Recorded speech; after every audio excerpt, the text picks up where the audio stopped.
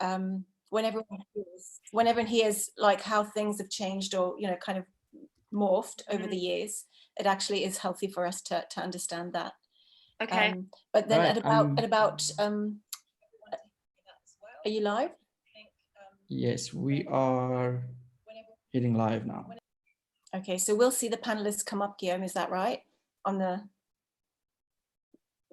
Is that right? Okay, so we're just going to keep talking for a little while. Yes. Okay, we are good to go. We are live on YouTube right now, so people will start signing in there and we will start seeing panelists jump in. We've got 20 people with us already. Okay, and amazing. good to go. Hey, if you're here, if you're with us at Team Night South Africa or Team Night Africa, welcome. It's so good to have you all here. Why don't you feel free to chat on the side. If you put in the little chat box, you just type in questions or say hi, then we know that you're all here and we can see it. But welcome. While everyone jumps on, we're just going to introduce a few of our team that are here with us tonight, all the way from Hillsong, London. And these are people that I love dearly with all my heart. These are people that I look up to. These are people that work their butts off and then some. These are people that are a little bit crazy in their own way. And they're gold, they're geniuses. And I would go to war with these people any day. So I'm going to just quickly introduce Kirsty. Trindad, give us a wave. Kirsty. Hi. Kirsty is one of my dearest and closest friends. We've been friends for, Caleb is now about 20 years. Is that right, Caleb? Yeah. Yeah, 18, 20 years. And so I love her with all my heart. She is gold through and through. And then we've got Gio. Gio, give us a wave. Okay, hello. Gio is a musical genius in every way, shape and form. And we love you so much. Thank you for being here tonight. We're going to get a lot of gold out of you tonight. I believe that there's many people and many music producers that would love to hear your genius. And then we've got Luke Mccabe. Wave to us, Luke.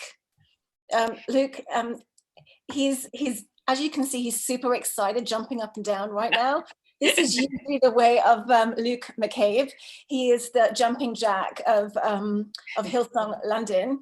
They can't contain him. His excitement is just too much. We have to kind of reel him in. He's in a bit of isolation, and this is why he's a little bit more subdued than usual. And then, of course, we have Rachel, beautiful Rachel.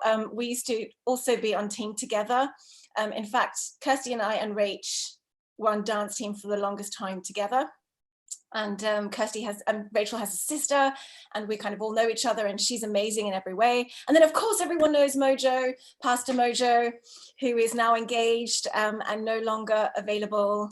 And so some of the girls are very, very upset about that. But well done to Tundo, who... Yes.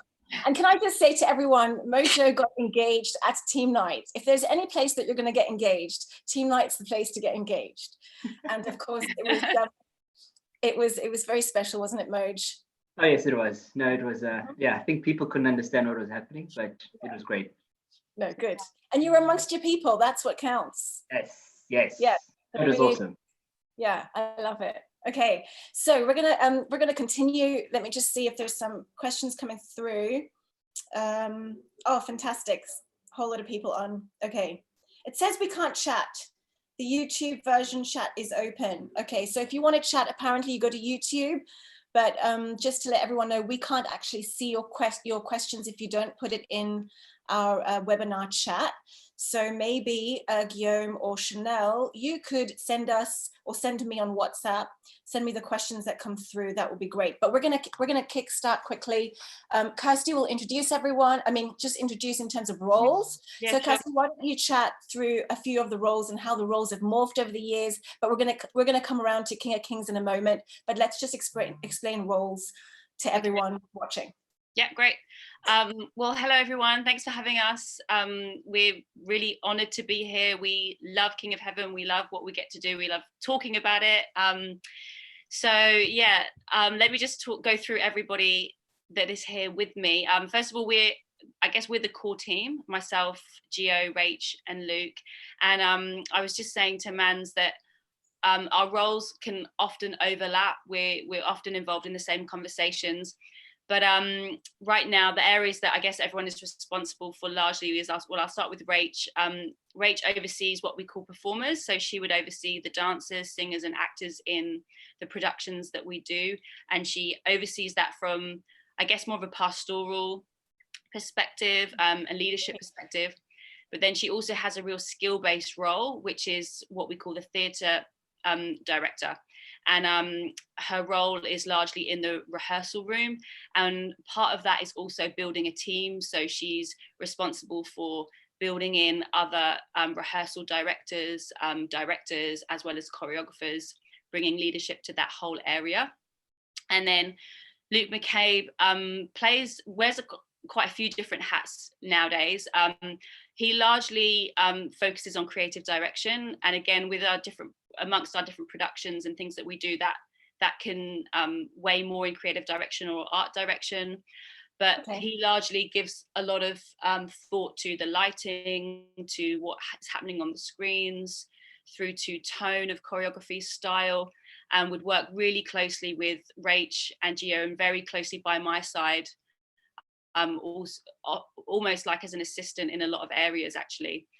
And then Gio is, I don't even know where to start with Gio. Gio is the Yoda of our team. Hopefully what you're going to get from Yoda tonight, I actually meant to say Gio, but we should just call him Yoda. Wow. Tonight is more than just even what he'll share about the craft around everything. He has just a wealth of wisdom and knowledge around art and creativity. Every aspect of what we do, every detail goes by Gio at some point. You know, I guess largely he's very much involved in the music. The music is very much his. We don't really touch the music. He owns all of that, and also brings through different producers to do different elements. But he's very much the, call it, show everything in that sense. So that's probably as clear as I can make it. But as I said, our roles overlap in so many ways, and we work really well together, and we're close, we're friends now. So we jump into different lanes at different points. Okay, I love that. And I love that I've watched you work together, many of you, and I love that it's so fluid and everyone just does their thing. No, you know, it's just beautiful. I love it. There's a real fluidity amongst you all. Perhaps let's start with the first question. Where did it all begin? And then Mojo is going to ask a few questions, but where did it all begin? I know that when I was part of Hillsong London, we were on dance team together. I remember the first time we did an Easter opener, and it was like 3 minutes, and we traveled from Dominion or wherever we were to we went to Surrey. Do you remember we still had the one location in Surrey, and we did it there, and then we did it. Yeah, that's the only places we traveled. So maybe speak about where it all started, how things grow, and how it's developed to become the presentation it is today. G, do you want to jump into that question? Well, my memory's not so good with try and piece it together. Well, it's been such an organic process, because every Easter, obviously, we've done something every year, and I've been in the church how long now? 21 years? No, more. Yeah, more. Since 90, whatever it was, anyway. So over 20 years. So it's so every Easter, obviously, you put something together, and when we were much smaller, obviously, I think what we put together was, well, we were having a go, you know, and it was okay, but we grew in confidence, and I think we had a lot of fails, and I think the fails have been really necessary, because it gives us a story as a team, you know. You know what I mean? You grow from even the mistakes. So I think it's been great that we've always been quite ambitious, and we've tried a lot of things. And I mean, certainly Gary's been great. He doesn't really get creatively involved a lot, but he's really released us and he trusts us, you know, and I think that's been very fertile soil, I think, for us to develop. But then, I guess this show it started as probably like an opener, as you say. I don't even remember that. I remember it being a part of an Easter production back then. I think it was probably that middle section, the arrest scene that we call it. Who are we looking for? That started. but it was a completely different show, and it was very short. I think, like you say, it was probably only a few minutes. But I think, every year we probably just we'd look at what we did last year and think, well, let's keep what was good, and let's look at it again and let's make it longer. So it went from maybe 3 minutes to 5 to 6 to 7, over the years. And then it kind of needed a story. And I think even that kind of evolved, where we felt we can't just have pieces. And obviously the story is ready made, and I think we don't have to create the story. The Easter story is there, it's in the Bible. And we thought we'd hone in on Jesus' final 7 days on earth, which gives us quite a nice small window, very doable window, to go from Palm Sunday to Resurrection Sunday. And I think giving yourself limitations like that is good, because it kind of makes the story doable.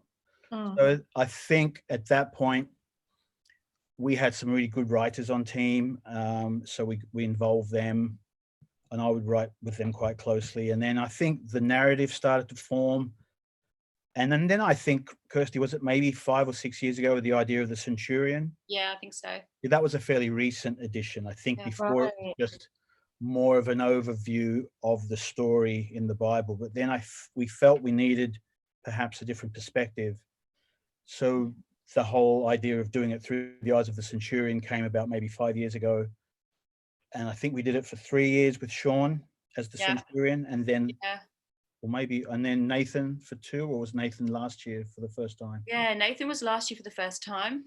Right. So, but even the centurion angle, we've honed that.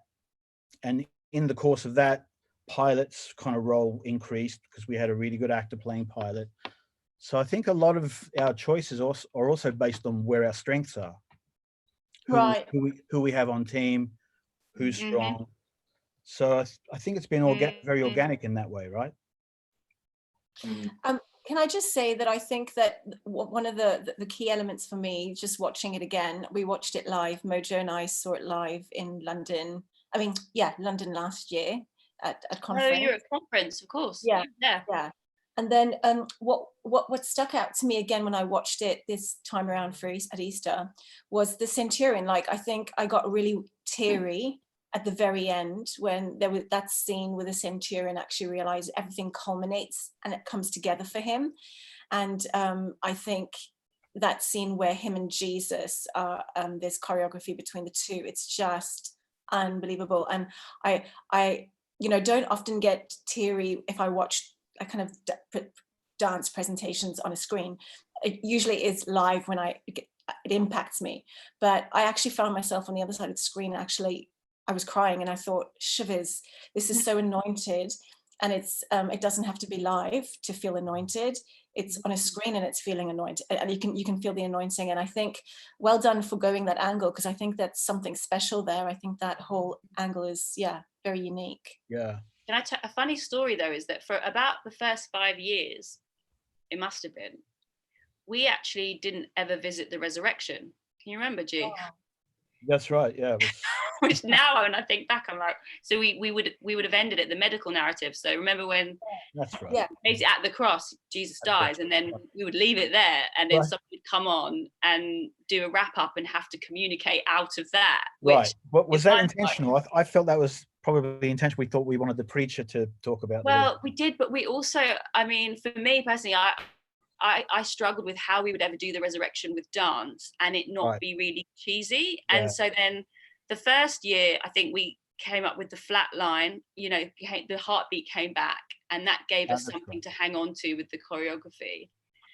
And then that lasted for a few years, just the heartbeat coming back, and that would get a cheer in the room, and at least we hinted at the resurrection. Right. But Jesus only came back maybe 3 years ago. That's right. And even that whole, and I think it was once we'd had the centurion in place, we could explore the resurrection. Can I just say, if you've just tuned in and you hearing Kirsty say Jesus only came back 3 years ago, she's not. Don't do that in. That's out of context. Wild ideas in London. What she's trying to say is that as they were developing it, they implemented the resurrection about 3 years ago. Is that right? To clarify. Yeah, it took us a while to get there, but I think there's something in that we didn't, I guess, Gio, you always have that great analogy around the butterflies, and we didn't have the idea yet, so we didn't want to try and do something that wouldn't work or didn't feel right until we really were really confident in what it would be, and that actually took years, funnily enough. Yeah. Amazing. Funny. Yeah. That's incredible. Moj, any questions from your side? I know that you've got a plethora of questions. Plethora, that's right.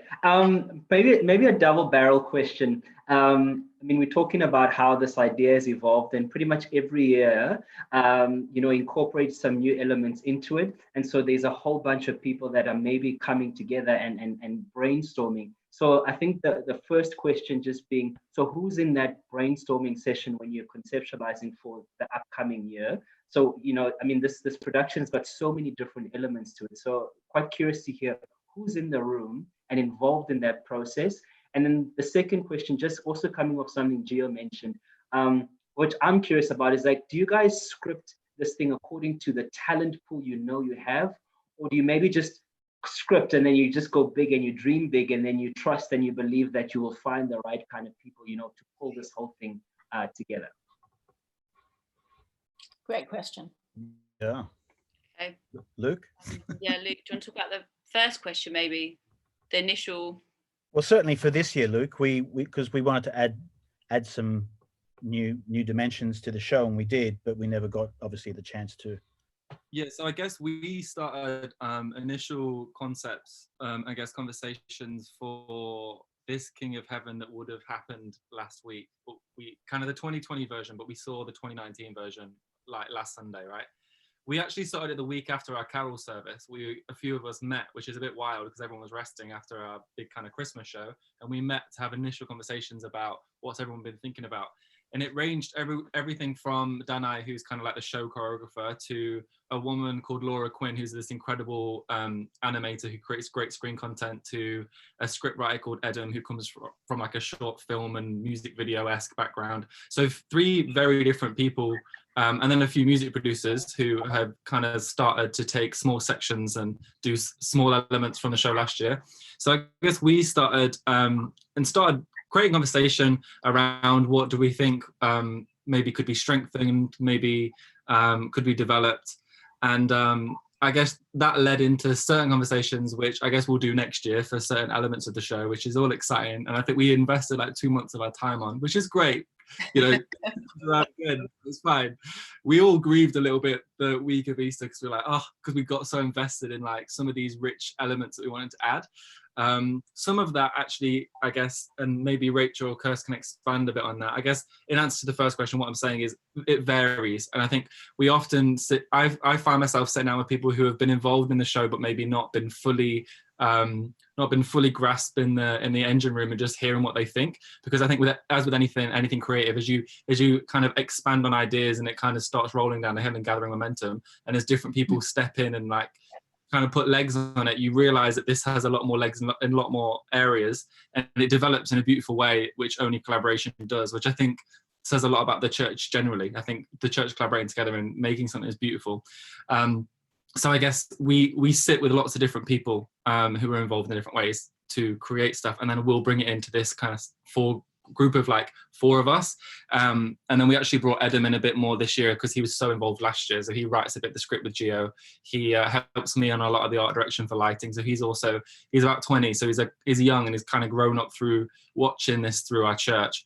So it's kind of cool having his insight because he's not been in the room. So hearing his conversation, how he takes it was quite cool. And then in terms of the casting one, I know Kirst or Rach, you might want to go into this a bit more detail than me, but this year we had a few things as we developed the show that we didn't get to do, which we'll do next year, where people were available in our team who've been on our team for a long time, who are particularly talented, who we originally cast as Disciple, and then we maybe saw rooms where we could develop more character arcs or like opportunities maybe where they could do a bit more. And so we started to make necessary changes, which again, next year when we look at casting, it might be different. But I guess in answer to that, we tend to, I think, and I don't want to speak out of tone because I think it's way more their lanes, but we tend to look at who we have and then work with that. Yeah. Kirst, Okay. anything? Yeah. Yeah.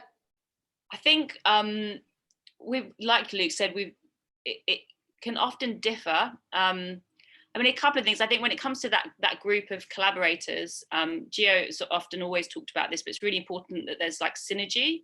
And so how you find that is differs by different people, but that's quite important, I think, that there is some kind of synergy in the room. And so that means sometimes these different rooms always look a bit different, and that just adds to the, I guess, multicolored texture of our team and what we do, which is cool.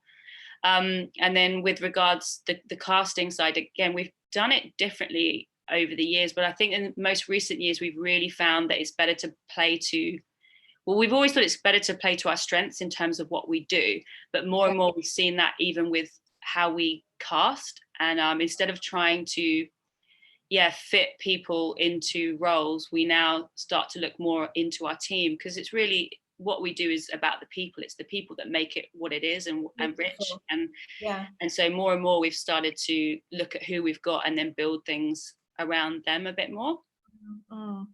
That's beautiful. I'm wondering, there's some questions coming through, but before we get to those, I'm wondering if we could talk through the process of obviously music producing this. Obviously you've got the script, right? Yep. And then Gio, how do you go about that? You sit with the script. Are you talking through what you're trying to pull out in that kind of that scene? How are you seeing it in your head when you're producing music? I'm trying to get into your head and figure out, like, okay, this is the scene where the centurion is now, him and Jesus are having a conversation, and this is what needs to unfold. What are you seeing in your head when you're producing the tracks? Well, I'm trying to, I also brief some of our producers and composers in churches. I'm trying to go down that road as much as possible. I love to create the music, but I think it's really healthy to open it up and invite. So I'm offering invitations to hand-picked, obviously not to everyone, but there are hand-picked people that have shown that they can do the job, because you listen to show reels or you'll get demos beforehand, and then you'll make a short list of 5 or 6. So this year there was that whole fight scene, which is, I think, a good example, where we needed all the tracks to be redone, and there was 6 fights. And they all had different genre of dance, right? And exactly. Yeah. And the beautiful thing this year is we ended up every piece of music was done by a different person. Wow. Yeah, and they're all young composers in church. I would brief them, and then there's another. Working with the script is a very good question, and this year we were going to rejig a few scenes in the middle, and we wanted to add the Garden of Gethsemane because we wanted to add some depth to Jesus's character. Because I think when you start to see it through the eyes of someone who either doesn't know the gospel or doesn't come to church, we just felt Jesus needed a little more depth. And I think the garden's such an important scene that we don't really visit in this show. So that was a little bit of a no-brainer of like, let's add that scene. And it was a bit more of a monologue, probably a little bit like Pilate's monologue, which is very powerful. That's currently in the show when Pilate just speaks on his own. So it was a sort of slight, and it was going to be scripted by Adam, young guy in church. And that needed the music to kind of speak to the script because we were going to rejig all the scenes. So I guess there's no real shortcut for that. I think I just go into my imagination, and I think that's probably my role's evolving, is even if I don't compose the music, I still have to put it all together. Yeah. And someone has to, and I feel that's been me for the season. And that's really good because that gives the show a unified journey. The pieces speak to each other, and things lead into each other rather than it feeling like it's just pieces. Yeah. So, and because I suppose if you have 6 people doing different pieces of music, especially for the fight scene, and you don't have that one overarching person who is pulling it together, it could feel bitsy and disjointed. right. And there's But this even beautiful fluidity. for the fact that the show is 50 minutes, and we're probably hoping to extend it to eventually being feature length, say an hour and 20, Yeah. whatever. Something that long has to have a narrative journey. Yeah. So so there's no real shortcut to that. I think that at that point I'll just go into my imagination and do what I do, you know. And I think it's a difficult thing to describe, but you just have to enter the playground and play, really play with ideas and be imaginative, use the imagination. Yeah. And I'm a big advocate for that, with people, just encouraging people to imagine without limitation. You know what I mean? It's just like, and in your imagination, you can go through every step. You can rewind, you can just try everything.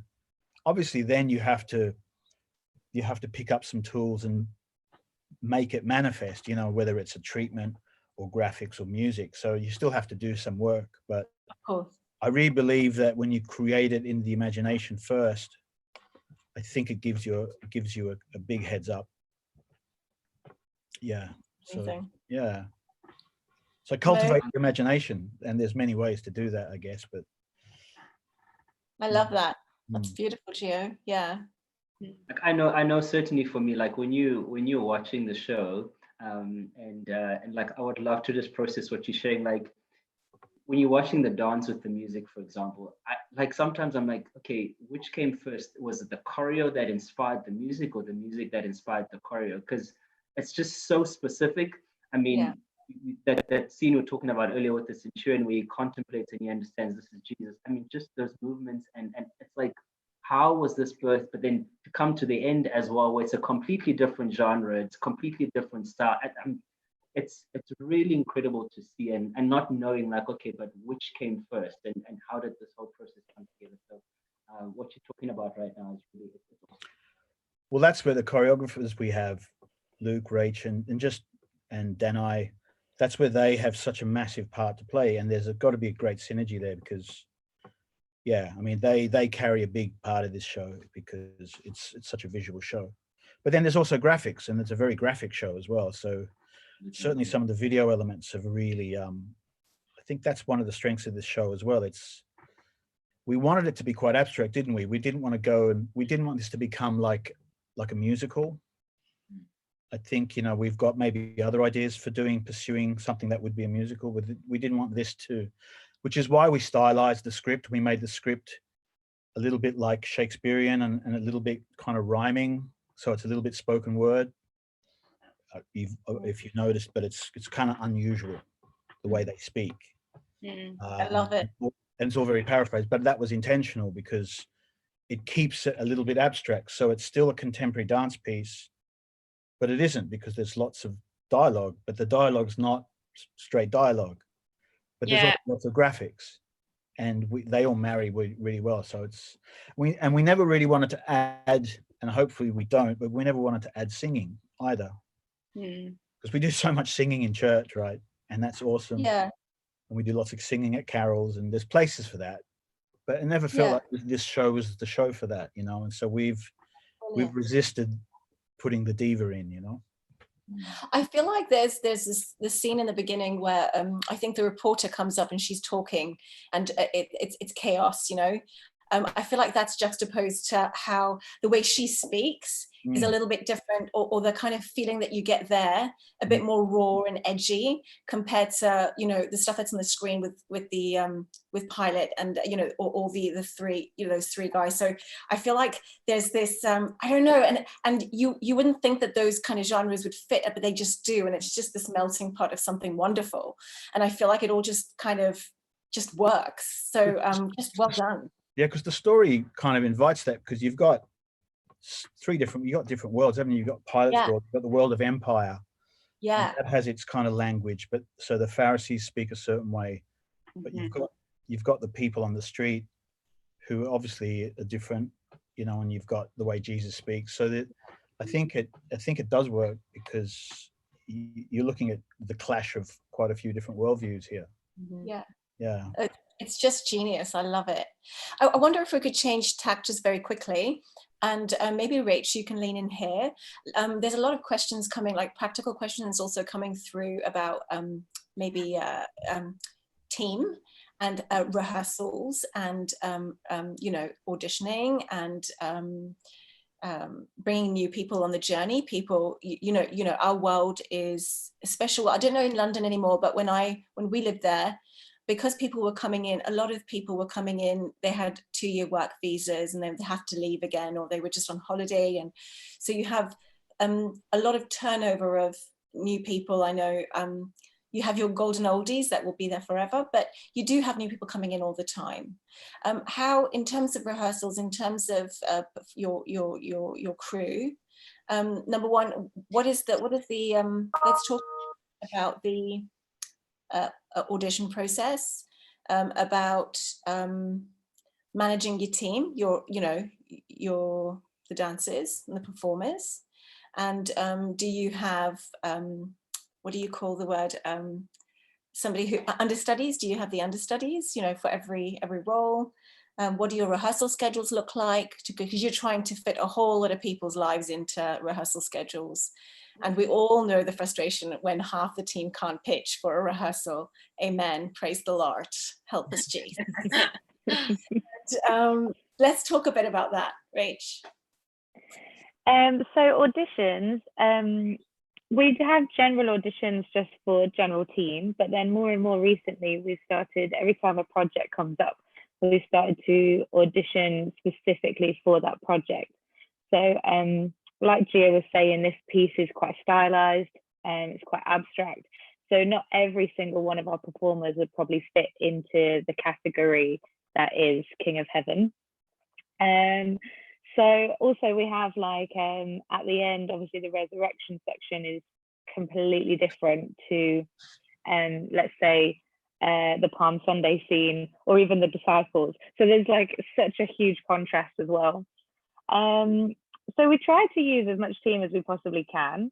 And we try to find, we actually just focus on the people, I think, and we try to find their best fit. Kirsty always explains it really well, like the clarity of the picture. So if we were to do, if we were to position someone necessarily in the wrong position, it wouldn't actually paint the narrative or the picture as clear as if they were placed in the right position. And I think for what we do, which is storytelling, is so important. So that's kind of, I guess, why we have auditions and make sure that people are sit in the right places. Rehearsals, that's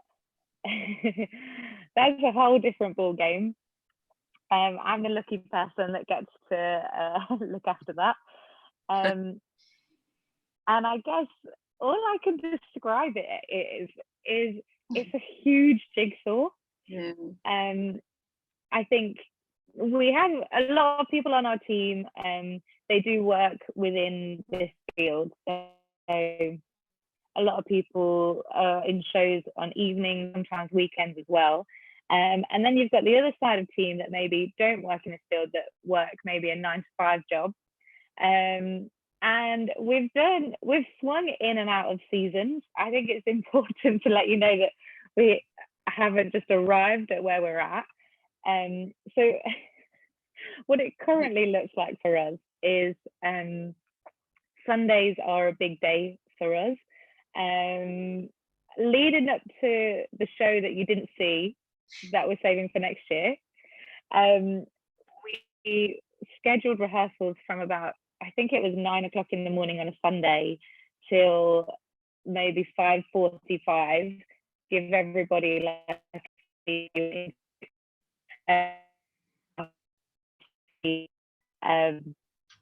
that's just how we rolled. We have done midweek rehearsals previously, and we just try and work around people as best we can. And I think we don't actually get a full cast until the morning of, and then we piece a lot of things together the morning of. Yeah, and then it just kind of happens. So I think what we try to do in the rehearsal process is actually prepare people as much as we possibly can. Like, we think of gaps upon gaps, we think about entrances and exits, we think about transitions. Yeah, we try and think about, we catch anything that we can, try and practice it in the rehearsal room, so that when we get there, it's kind of like, I don't know, I've never been part of something that does this way. No. We've always had like a rehearsal in the venue or anything like that in my professional career. So doing something like this is mad. And I think to a lot of the cast, they are just so up for it. And I think they come along the journey with us. So we talk about how mad it's going to be, and nothing really prepares you for the morning of, but they're all just so up for it, and we just go for it, and we just pray our way through. We somehow get there.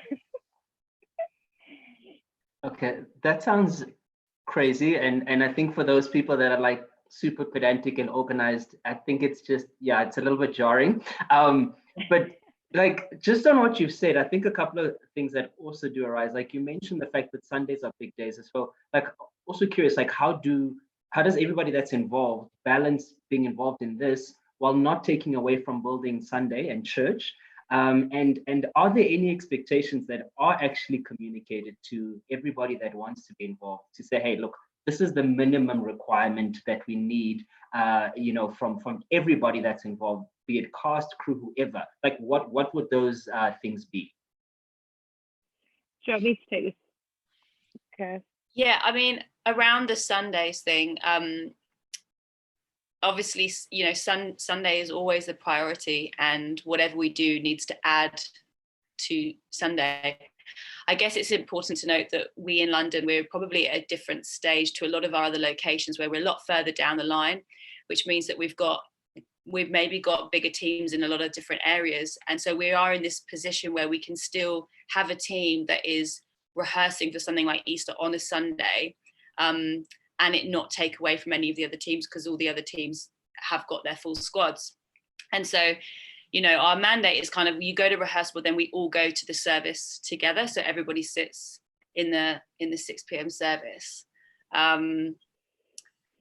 So yeah, I think that's how that works. And also, I guess, again, because we're in London and a lot of our team work in Theatreland and work in shows in the week, often we find that their only day free is on a Sunday.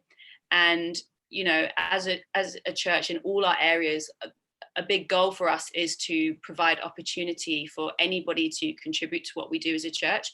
And so for these types of people, this is the space for them, and this is the only way that they can contribute, is actually by being involved on a Sunday.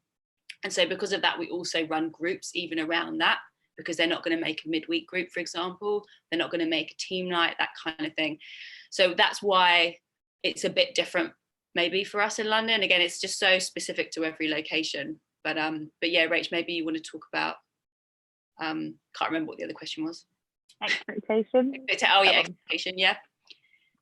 So what we do is, at the start of every project, we kick it off with kind of like a kickoff meeting, and we gather everybody, and we talk a little bit about what we're doing.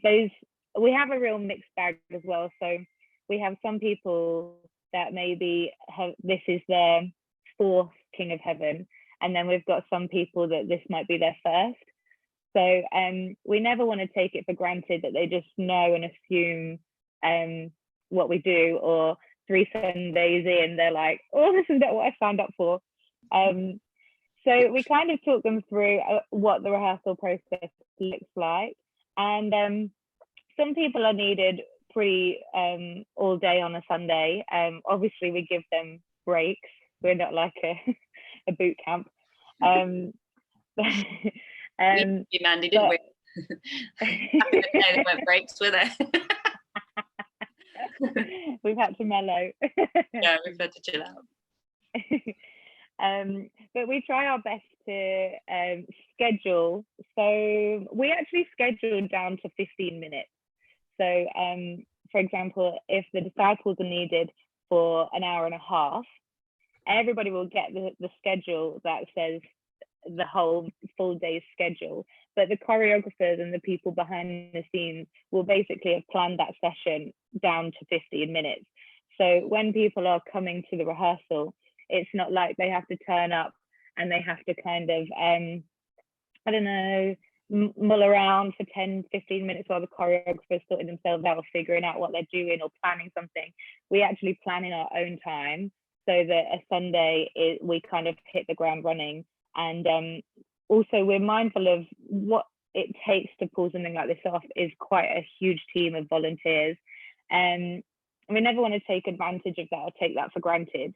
And we don't want to waste their time. So if they're giving us 3 hours on a Sunday and then they go to work, we want to make sure that that 3 hours is so productive and actually that they're leaving a rehearsal, going to work, but feeling so energized, even though they're probably exhausted and super sweaty, but they're so energized, not only by what they're learning and by what we're actually producing as a team, but also because of the culture in the room, and that they just have the best 3 hours of their week and then they go to work. So that's our goal. We're not perfect at it. We're still figuring some stuff out, but that would be our goal. So everyone kind of is told the expectations beforehand. And one is that they're available on the actual day. So we've tripped up there before where we've not let them know the actual date on the first day. And then halfway through the rehearsal period, they're like, oh, is this on the 16th? And we're like, yeah. And they're like, oh, I can't. And you're like, no. Yeah. It happens. But yeah, so one big requirement is that day they block out the whole day. Again, some people think that we can just turn up for the service time, but actually we need to do all the morning of our tech rehearsal, get into hair and makeup, all of that as well. And also, if we have any full days, we use a warehouse, which is our Bermondsey campus, to rehearse in. And we normally rehearse all day on Good Friday, give everyone a Saturday off, and then we perform on Easter Sunday. So Good Friday is normally a big day for us where we kind of ask everyone to be available. It's a bank holiday, so normally they are. But yeah, we just try our best to, and obviously if people are in shows or people have a full day of work, we do our best to work around them. So, you mentioned understudies. It's a really good question. Over the years, we've really tried to make this a thing and make sure that all our main roles are covered with an understudy and any key roles are covered with an understudy.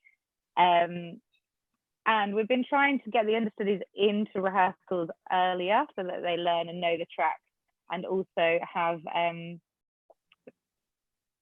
think a lot of what we do is character-based as well.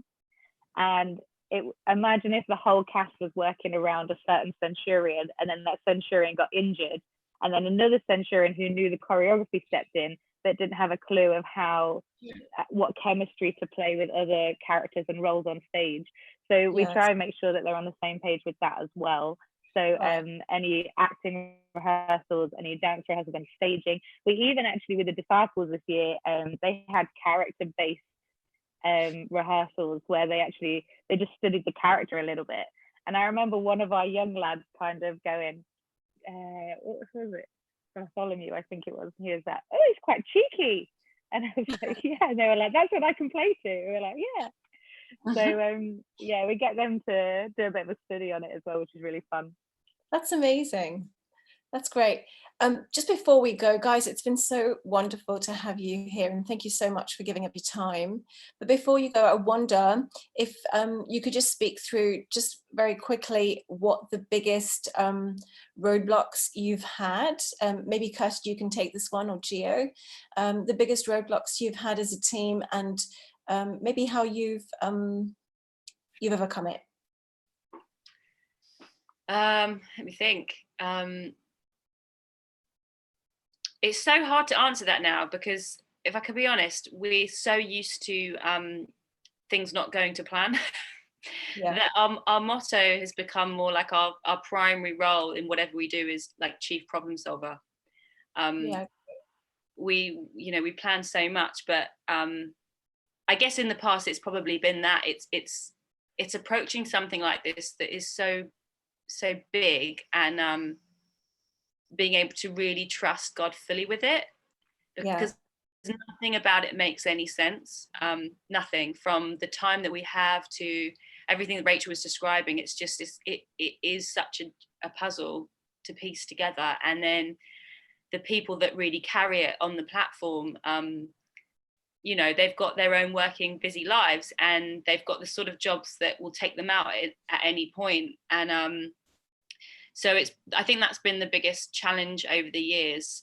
Thankfully, I feel personally I'm through that. I've learned to really trust God in that a lot more, and not worry about tomorrow, and just deal with today and make the best plan, and actually believe that God will take us through whatever comes. And actually we found over the years, ironically, that you know, when a big part, whether it's been in, you know, Easter or carols, and that somebody has had to pull out last minute, and it's a really big role, and they carried a lot of weight, and we have these really awful moments where we're like just really down about it, and then funnily the outcome has ended up being better with somebody else, or we've moved somebody around. And so it's nice to be on the other side of that when you've been on that journey, and I guess it just builds your faith and trust in all of that. But yeah, Gio, do you have? I think sometimes it's the dealing with the ideas being so big that we don't have the money or the you know, just the resources to pull them off. So you learn to you have to learn to be very creative with how you scale those down without it being discouraging, you know what I mean, without it actually changing the mood and thinking, well, we can't do anything, and you know what I mean, you don't go down that road. So you learn to work within the limitations, and almost let them force you to be even more creative, because you have to, you know. But you know, sometimes you do have these grand ideas. You see things in your head, and you see things put down on a treatment for a new scene, and Gethsemane was going to just be spectacular with all the props and all the trimmings, because you want it to look like something from a West End show. But you know, the dynamics we work with and the limitations we have mean a lot of that stuff can't happen. But then doesn't mean the scene can't happen. So it forces you to use choreography in a more creative way, or to simplify things without it being less creative. So I think over the years I think it's been really good for us. It has. I think it's important to note as well that what you saw on Sunday was, you know, we did that almost accidentally at conference. So everything that you saw was actually designed for conference. It was not for King of Heaven. So you know, when we normally do it, we don't have a big LED wall and some of the great things that we got to play with. And we get, you know, we're in a good position now, even with what we do, you know, at the Palladium Theatre. But like Gio said, there's been years where, and Mandy, you would remember, where we didn't have anything. We would be going to Primark, buying our own costumes with our own money. Like that's where it began, and we were there for many years. So it's amazing what you can do with the small things, and then build from there. Well, guys, it's so inspiring. And I think that I know all of our team, like the messages that were coming through were incredible, and you've inspired us. And I think that I do believe that it's going to hit traction and momentum like never before. And I feel like you've not seen, I feel like God's saying you've not even seen anything yet. Like what you're going to achieve as a team in London is beyond your wildest dreams. And I do know that the legacy that you're all leaving is something that will continue to grow. And I think don't underestimate that legacy. Don't underestimate every conversation that you have with every one of your teams, every bit of choreography, every bit of music or screen design. I feel like everything that you've sown in over the last however many years is going to take a very quick turn with momentum and snowball throughout the rest of the world. And I feel like I can't wait to see what God is going to do. I feel like there's something around the corner that's going to be exponential. And we're grateful for you guys, and we love you so much. And just before you go, can we pray for you as a team? Moj, do you want to pray? Yes, I would absolutely love to. All right, let's pray. Lord God, we thank you for the opportunity that we have just to speak around what we've been sharing today, Lord God. We're so thankful for our church family in London, Lord God, and everything that they've been doing in just from the beginning, Lord God, to where things are now, Lord God. We're excited for what is still to come, Father God. We pray that you continue to give them ideas, Father God. May you bring the necessary and the right kind of people to keep pouring into the space, Lord God, as they've taken a message that is so timeless, Lord God, and as they envision how to communicate in such a timely fashion, Lord God, in a manner that can connect with people, Lord God. We thank you that they do so out of a heart of love for you, Lord God, and reaching your people. Father, may you continue just to speak into their space, Lord God. We pray for the hearts of those that continue just to come around us, Lord God, that whether they're involved in it or they're just recipients of this message, Lord Jesus, we pray that you just transform lives, you just transform hearts, Lord God, and we do all this for your glory, Father. In Jesus Christ's name we pray. Amen. Amen. Amen. Thanks, Well, guys. thank you so much. I think that we'd need to have you back in a few months and ask more Yes. questions. Do it. So it was so much fun. It was so good to see you guys again. It's like, Yeah. woohoo! Love you. Yes, thank you guys so much. Thank you. Thanks, All guys. right. Yeah. Bye. Love you. Bye.